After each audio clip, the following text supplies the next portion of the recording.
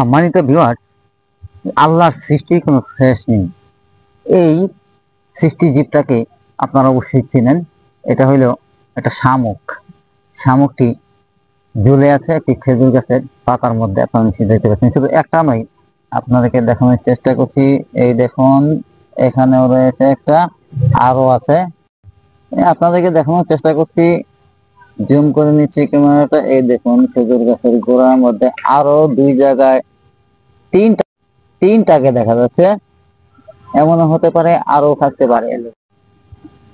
এখানে ঘোড়ার মধ্যে দেখা যাচ্ছে বসে আছে আরেকটি শামুক।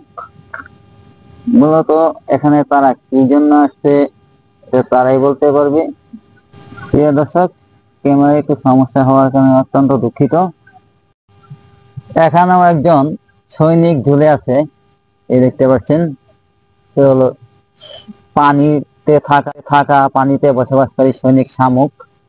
এই যে এখানে আছে, এখানে আছে একটি, এখানে আছে আরেকটি।